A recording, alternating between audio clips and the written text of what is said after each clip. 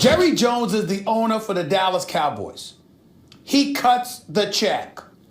And this man has come out publicly and all but said, I hope something happens to Dak Prescott so Tony Romo could get up in there. This ain't a bus driver we're talking about here. This dude is something special. How in God's name does that benefit Dak Prescott? What's inescapable and what is undeniable is the fact that Jerry Jones has made it very, very clear he don't want Dak to be that guy.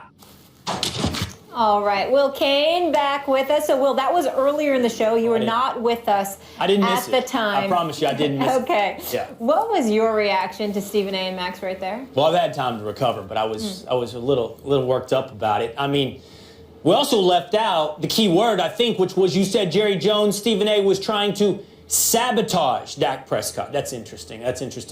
And Max says Jerry Jones has called Dak Prescott a bus driver. So let's make a couple quick points. It's amazing to me your low opinion, both of you, your low opinion of Dak Prescott. See, I have made the argument from time to time that the Cowboys should consider when they would move towards Tony Romo, that if Dak puts together a couple more games that are below average or not up to what the standards are of a Super Bowl team, they should consider Tony Romo. And the feedback I constantly get is, you don't care about this team, you're trying to undercut Dak? It's the same thing you're doing. You guys think Dak can't handle this? You think Dak's confidence is that weak? You think Dak's belief in himself is subject to the latest comments from you or Jerry Jones or me? That is a low opinion of Dak Prescott. Earlier in the show, you both said, to your credit, that Dak could handle the outside pressure. If you can walk that far, why do you take such a left turn at the last moment? Stephen A., I know the answer with you. Jerry Jones wants to sabotage Dak Prescott. Your answer for that left turn out of nowhere is simply your bias. You just can't see the Cowboys the right way. You've admitted on the show that your emotion has clouded your judgment. But Max, you're a man who prides himself on being rational. If you could see the world in ones and zeros, that would be your preference. You want to see it all add up mathematically. But you say that Jerry Jones called Dak a bus driver? Yeah. You know he did not do that. You know how to read that quote, Max. He said how? He said Tony Romo is not a bus driver in comparing him to other backup quarterbacks, not in comparing him to Dak. No, he a bus driver is a Dak's backup bus driver quarterback? and Tony's not. He's saying most backups are bus drivers and Tony is not. Boy, Dak. you read that. I don't know what your reading comprehension scores were, Will, but boy, you got that one wrong. Sorry. You are. First, Simply, I thought Max, you were just creating a straw man in me to have something to whack at, because I agree that Dak Prescott's mentally very strong, obviously, and this kind of criticism is not going to affect him the way it would affect somebody else. But to argue that Jerry Jones is referring to other backup quarterbacks as bus drivers, when bus driver could be heard as game manager, and he's clearly saying Tony Romo is better than that? Who do you think he's talking about? This isn't a debate. I'm sorry, bud. You were wrong on this. The reading comprehension is clear. He's referring to other backups. He's saying our $100 million guy over here, $100 million guy, we're not talking about this being Kyle Orton over there. We're not talking about this being a bus driver. He's not saying the guy who's in the game, who's won him 11 games, is a bus driver. He's simply not doing that. He's saying Tony Romo is more than a guy who doesn't make mistakes and is a game manager. Bus driver might as well be read as game manager, which is what Dak Prescott's been accused of being, even though he's more. First of all, game manager is not a dirty word. And secondly, Dak Prescott's clearly shown to be much more than that. When he says that, he is elevating Romo at the expense of Dak. Stephen A. Well, I was actually enjoying the back and forth banter between the two guys. And I mean, in the case of Will, I find it not just ironic, but absolutely hysterical that he would accuse me of being biased when it comes to the Cowboys, as if he's not. I love how he just eradicates and omits himself from that equation. Like, oh, I'm not objective, but he is. He's just a paragon of virtue in that regard. Stop your nonsense. You know better. You have no objectivity when it comes to your Dallas Cowboys. Yeah, by the way, especially when it comes to Tony Romo, because the one thing that easily a little child could predict when it comes to Will Cain is that it is important for him to be right. And how in God's name could you possibly be right if you ignored what Jerry Jones is trying to do with Tony Romo? You probably are the only person on the planet that wants Tony Romo in the lineup more than Jerry Jones. So who are you to sit up there and pick apart my statement, which are very obvious, by the way. Let me tell Jerry you. Jones has a, hold on, zip it, listen. Jerry Jones is the owner for the Dallas Cowboys. Dak Prescott has won 11 straight. The only 2 losses has been to the New York Giants. They are 11-2, clearly in position to win the NFC East, clearly in a position to be the number 1 seed in the entire NFC. And yet Jerry Jones is talking about what a great moment it would be if Tony Romo found his way back into that lineup. What do you call that, Will? What do you call it? Honesty. That's what I call it. Oh, Honesty. honesty in terms of his feelings? Yeah. In So terms of listen his here. feelings? No, And his zip it. wishes? My turn. And Zip his it. wishes? My turn. Let me tell Go you ahead. this. You're right. I don't lie to Of course anybody. I'm not here playing a role. I'm not acting. I have bias on the Cowboys. It is Sure. true. As Sure. do you. I have a positive bias towards the Cowboys. You have And a I have a negative. negative one. You have That's a negative fair. one. You know all the I difference said to between you is you and don't me? sit there and Hold leave on. it on me. Hold That's on. all I said. Don't Here's- forget yourself. Okay, but the difference between us, while we both have our bias, is that I've been right and you've been wrong. How? I have How? sat here with you week after week, except for the weeks when you couldn't face the competition with me, telling you the Cowboys were going to win, starting with the Washington Redskins in week 2, all the way through now. You have been wrong. No. Again, Will, and time again, out, time out. and again. Time out, Will. Time out, Will. Well, you were King. saying Romo was going to It's get on his tape. job Hold on. back. It's on tape. not done It's with on that, tape. Max. Hold it. It's not Hold it, over. Will. Hold it, Will. You sounded like that dude from Saturday Night Live that played Tim Kaine. Relax. Chill out. Here's the deal, okay? I am on the record saying that the Dallas Cowboys, before the season began, would win the NFC East. That's number 1. Number 2, I said ain't no way in hell they're winning the Super Bowl. Come to me in February and let's see if I'm wrong. Number 3, what I said is this. Why are you rooting for Tony Romo? Me personally, if Tony Romo is back in the lineup, it will ensure that Jerry Jones has messed it up and the Dallas Cowboys are going down. So I won't mind. You want Tony Romo regardless of what Dak Prescott does, but you call yourself a Cowboy fan when in fact you're really rooting for Tony Romo? How do you explain that? And Will, Yes, Max. to sit there and say that you've been right and Stephen A's been wrong about the Cowboys all year. Yeah, this is the year that the Cowboys have so far gone 11-2. Yeah. The Cowboys fan is Big going to be Will, right a how you lot that living? year. I Yeah. mean, you know, It's been a good that's year, just Max. the way it goes. Yeah, it's been a good year. Yes, it has if you're a Cowboys fan so Here, far. final points on this. The Jerry Jones and how do I explain myself to you, Stephen A. Jerry Jones is being honest. He's not painting it or spinning it or being a politician. He's acknowledging that he has an emotional connection to Tony Romo. And the story let's would give him play a out cookie. well. The story would play out well that the franchise quarterback would win the Super Bowl. But he doesn't want to sabotage Dak. Neither do I. I think the Cowboys can win a Super Bowl with either. I think Tony increases the odds. I'm not alone, by the way. Dominique Foxworth, Bomani Jones, other people have acknowledged this as well. I'm not alone here. Would Dak Prescott be anything country is less than 300 million. You'll sabotage find a few who if Tony agree. Romo ends up in the lineup, even if he doesn't get injured, but Tony Romo still found Gentlemen, his way up in the this lineup? is Would that fun. not be sabotage? Sabotage. Like he wants to sabotage. We gotta go. Please. Listen, Man, the go Giants. home. The Go Giants home, know Will. about We're done. sabotage. They sabotage your Cowboys' choice. Well, so good to see you. Well, I can tell you that we didn't, and you know, I like our team, and I'm down here preparing for this game, so I really don't understand what they're talking about. I heard about it right before we got on the plane to leave, but I can assure you that we prepare each week the way you're supposed to prepare, and I like the fact that our team knows how to do that.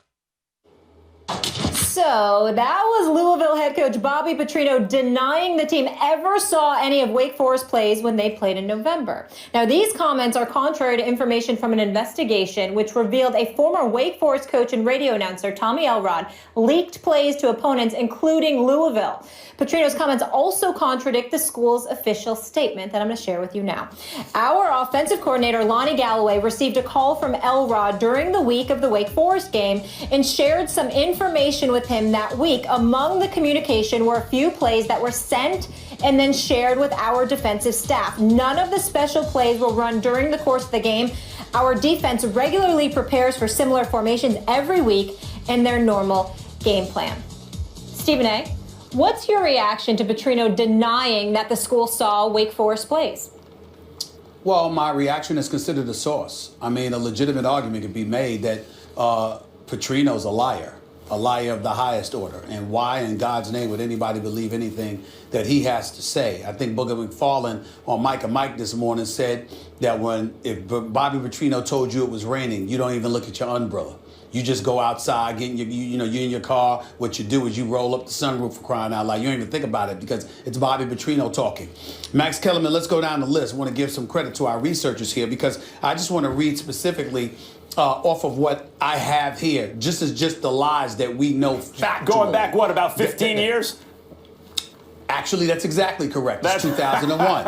All right. You got Petrino, then the offensive coordinator with the Jacksonville Jaguars, takes the Auburn offensive coordinator job without telling Tom Coughlin, then the coach of the Jaguars before he went to the Giants, of course. Then in 2003, he's the Louisville coach. He accepts the job, but he interviews for the Auburn job, denies it until Auburn issues a statement acknowledging that they interviewed them on several occasions. Then Petrino asked for forgiveness and attributes and chalks it up to being a quote-unquote young coach. Then from 2004 to 2006, he interviewed for the Raiders job in the NFL, the Notre Dame job, and the LSU job in college football, denying it each time until get busted. Then in July 13th, 2006, he signs a 10-year deal with Louisville, all right, swearing how much he loves it and he wants to stay there. But then at the same time, he's also looking for another job. In 2007, less than 6 months after saying he was at Louisville forever, he takes the Falcons head coaching job. Then he skips out on the Falcons job after promising to stay there, okay? I mean, just a laundry list of lies. I don't even have time to read it on national television. How many times? It's one thing to lie. It's another thing entirely to lie pathologically. But then to make matters worse, get busted each and every time and still lies again. I mean, you can't make this stuff up. So now we got to do. That's right. And now we got to do. Go ahead, Max. What do you mean? What do you mean? It might be worse because those are the times we're aware of that he lied. Right. You know, we think he's bad at lying because he gets caught a lot. What if he's really good at lying and those are the times he got caught, but not all the other times? This dude is pathological. And then here's the deal. You got this dude at Wake Forest, this dude, Elrod. First of all, not only should he be banned from Wake Forest, he should be banned from the city of Winston-Salem, North Carolina, which is where I went to school at Winston-Salem State. We don't like liars in those parts, okay? We don't like lies anywhere, but especially in those parts. She shouldn't even be allowed in city limits. Shouldn't even be allowed in city limits. But then to sit up there and to call and try to give the plays and stuff, and then you got a coordinator that actually took the call, took some notes, shared it with the defense, etc., etc. This is all stuff that happened under Bobby Petrino. So to me, consider the source. The man lies religiously. The only thing you can trust Bobby Petrino about is his name. His name is clearly Bobby Petrino. We can confirm that. Are you sure? Outside of that, you can't believe a damn thing the man says. It's just that simple. Look, in the words of Ed Lover, come on, son. You got the info, but you didn't use the info. And come on now. Even if someone totally credible made that claim, we would be dubious, right? Your reaction would be a cynical one.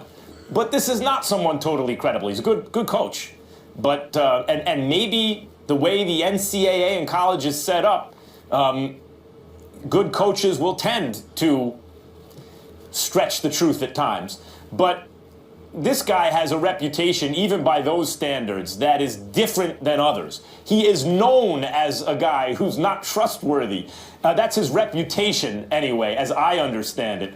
And in this case, even were he credible, it would be a stretch. But he isn't.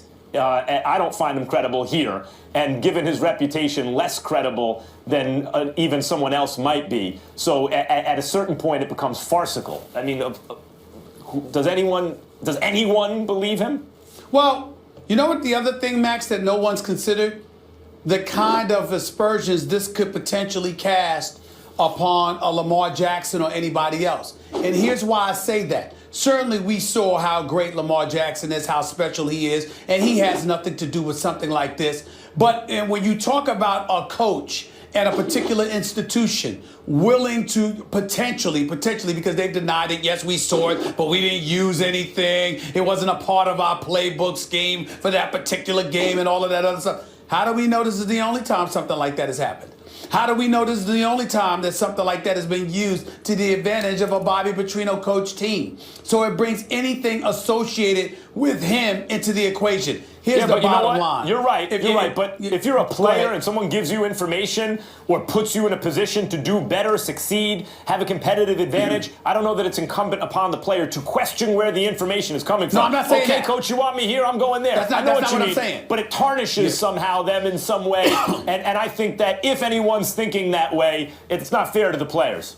Well, it's not that you're holding the player accountable. You're saying that the coach he answers to has contaminated stuff. He's fogged, just the genuine feelings of laudables that you want to throw in the direction Here's of that a question for you, player. Stephen A. Here's a question. How many coaches, what percentage of coaches do you think in college football, or were you a coach even, and someone handed you the other guy's playbook, how many turn it down? Do you turn it down? I would turn it down. Yeah, I would turn it down. I don't know how many do. I don't know how many do. If they're handed the keys, how many say, no, take the keys back? I'm not a winner if I cheated to get there. Anything that's within the rules, I'm cool. Like, for example, if I got a scout team and we're scouting you and we figure stuff out and know what you're doing based on what we've seen and things of that nature, that's fine. But if I know that I'm doing something salacious, if I know that I'm doing something underhanded, then to me, that's not winning. That's cheating. And if the coach of a college program can't have that mentality, I certainly don't want my child playing for. But even if you don't instigate the cheating, if you're the beneficiary of it, the world is teaching people, and children included, that as long as you don't get caught, and sometimes even if you do, that you can benefit from cheating. And this is an issue that's even affected our national politics at times. Oh, gosh. So I mean, this is the lesson that we preach. There's a South Park episode about this. That's really good, and it involves Bill Belichick, in fact. That's not the idea that, well, if you're a winner, you don't cheat. That's not the message I think most people get through their life experience in reality. Okay. All right.